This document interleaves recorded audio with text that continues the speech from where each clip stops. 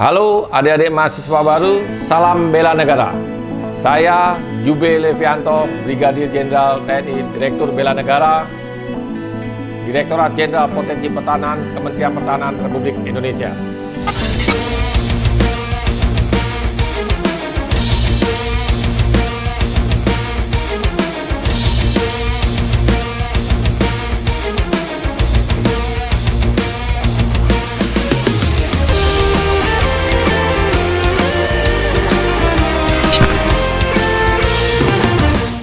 Ada 3 hal mendasar untuk pentingnya bela negara. Yang pertama, apa yang harus dibela?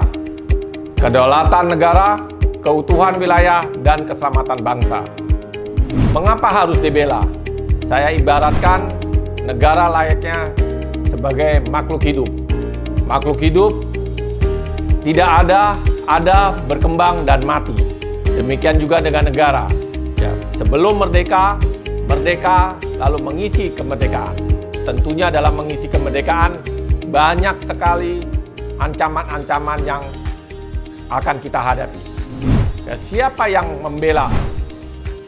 Kita sebagai warga negara memiliki kewajiban untuk membela negara kita, termasuk adik-adik saya dan seluruh masyarakat Indonesia. Adik-adik, kita harus bersyukur kehadirat Tuhan Yang Maha Kuasa kalau kita tinggal di suatu negara yang begitu luar biasa, negara Indonesia yang terdiri dari 17.395 pulau, 274,9 juta penduduk, serta memiliki suku bangsa yang begitu banyak, 1.340 suku bangsa, terdiri dari 655 bahasa daerah. Sesuai Undang-Undang Nomor 23 Tahun 2019, bela negara adalah tekad, sikap, perilaku, serta tindakan warga negara, baik secara perorangan maupun kolektif, dalam menjaga kedaulatan negara, keutuhan wilayah, keselamatan bangsa, dan negara yang dijiwai oleh kecintaannya kepada Negara Kesatuan Republik Indonesia yang berdasarkan kepada Pancasila, Undang-Undang Dasar 45, dalam menjamin kelangsungan hidup bangsa dan negara dari ancaman. Bela negara bukan wajib militer, tetapi bela negara merupakan hak dan kewajiban setiap warga negara. Adik-adik mahasiswa baru, saya akan sampaikan ancaman terhadap pertahanan negara. Yang pertama adalah ancaman militer. Yang kedua adalah ancaman non-militer. Yang ketiga adalah ancaman hibrida. Adapun ancaman aktual yang kita hadapi saat ini adalah seperti pelanggaran wilayah perbatasan, separatis, perompakan, radikalisme, ancaman cyber, terorisme, ya macam-macam bentuk-bentuk ancaman tersebut. Ya, saat ini kita sedang menghadapi satu bentuk ancaman aktual, yaitu wabah penyakit COVID-19. Ada ancaman potensial. Ancaman potensial ini berupa perang konvensional ataupun perang terbuka. Ini yang harus adik-adik pahami tentang bentuk-bentuk ancaman terhadap pertahanan negara. Adik-adik mahasiswa baru, saya akan perkenalkan dinamika perjuangan Negara Kesatuan Republik Indonesia. Ya, diawali dengan Pergerakan Nasional Budi Utomo tahun 1908. Dilanjut dengan kegiatan Sumpah Pemuda, Kemerdekaan RI, ya, ada agresi militer Belanda pertama, kedua, ada serangan umum, ya, ada kegiatan Konferensi Meja Bundar, ya, pengakuan Belanda terhadap kemerdekaan Indonesia. Ya, ada ancaman G30 SPKI, ada Timur-Timur lepas, ancaman kedaerahan, Sampit, ya, lepasnya Sipadan Ligitan, semuanya bentuk-bentuk ancaman yang ada di Negara Kesatuan Republik Indonesia. Adik-adik sekalian, kita sekarang sedang menghadapi ancaman non-militer, yaitu ancaman kesehatan, yang kita kenal dengan COVID-19. Tahun 2045, ancamannya adik-adik yang tahu.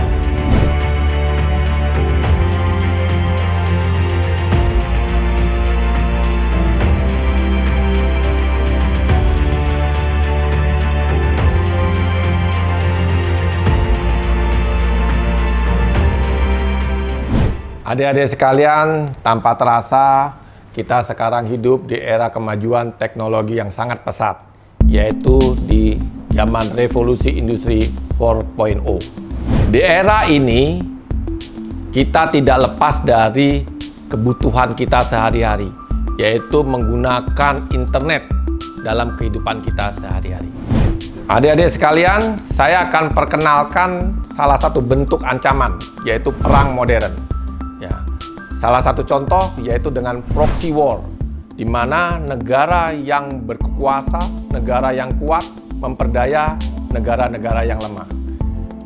Metodenya bagaimana? Yaitu dengan mencuci otak, brainwashing. Ya, bagaimana mempengaruhi seseorang agar mereka melakukan keinginan sesuai dengan kehendak lawan.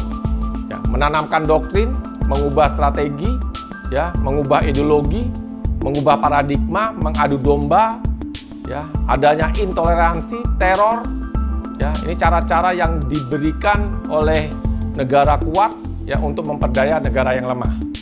Ya, ada juga separatis, teroris, ya, macam-macam, ya, Ipolek Sosbud, ya, ujung-ujungnya adalah ingin menguasai Indonesia. Bagaimana polanya, metodenya? Ya, melalui lembaga pendidikan, ya, melalui tempat ibadah, media sosial, ya, penyampaian berita-berita yang hoaks dan lain sebagainya. Ini semua dapat diatasi dengan kemampuan sumber daya manusia yang memiliki ilmu pengetahuan dan kesadaran bela negara. Adik-adik sekalian, beberapa peraturan perundang-undangan yang mengatur tentang bela negara. Ya, diawali dengan Undang-Undang Dasar 1945, Pasal 27 dan Pasal 30. Ada Undang-Undang Nomor 39 Tahun 1999 tentang hak asasi manusia. Ada Undang-Undang Nomor 3 Tahun 2002 tentang pertahanan negara. Dan yang terakhir yang baru terbit di tahun 2019 yaitu Undang-Undang Nomor 23 tentang pengelolaan sumber daya nasional untuk pertahanan negara. Di bab 2-nya ada bela negara. Keikutsertaan warga negara dalam usaha bela negara dapat dilaksanakan melalui 1. Pendidikan kewarganegaraan, melalui pembinaan kesadaran bela negara dengan cara 5 nilai dasar bela negara. Yang pertama adalah cinta tanah air, yang kedua adalah sadar berbangsa dan bernegara, yang ketiga adalah setia kepada Pancasila, yang keempat adalah rela berkorban, dan yang kelima adalah melalui kemampuan awal bela negara.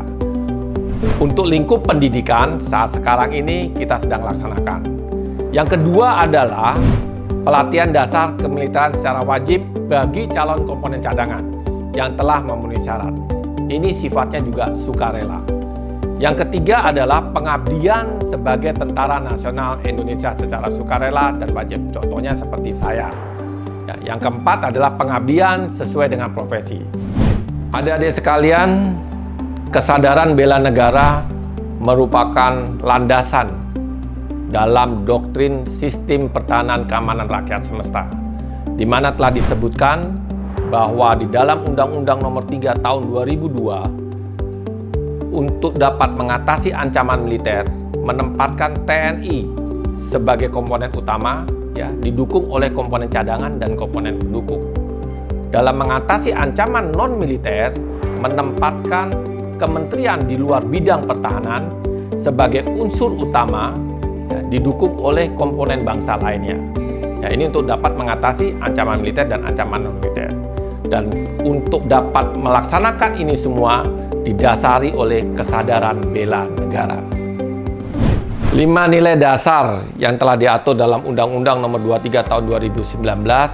Yang pertama adalah cinta tanah air.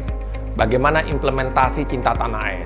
Yaitu paham tentang sejarah, ya, kenali tentang tanah air kita, menjaga wilayah. Itu salah satu wujud daripada cinta tanah air. Yang kedua, sadar berbangsa dan bernegara. Bagaimana sikap dan perilaku kita memiliki kepribadian dan jati diri bangsa yang menjaga persatuan, kesatuan, ya, dalam keberaneka-ragaman kita, ya, agama, bahasa, ya, toleransi, ya, hidup bergotong royong, taat hukum, ya, itu adalah semua aspek-aspek kehidupan dalam sadar berbangsa dan bernegara. Yang ketiga adalah setia kepada Pancasila sebagai ideologi negara. Kita paham benar, ya, adik-adik harus juga tahu bahwa ideologi kita adalah ideologi Pancasila. Yang keempat adalah rela berkorban bagi bangsa dan negara. Ya, implementasinya adalah bagaimana kita sebagai warga negara ya rela berkorban, membantu sesama kita. Yang kelima adalah memiliki kemampuan awal bela negara. Ya, kesiapan kesanggupan warga negara ya dalam dapat untuk berprestasi. Adik-adik sebagai mahasiswa baru ya berprestasilah adik-adik dapat mengumandangkan lagu Indonesia Raya di luar negeri.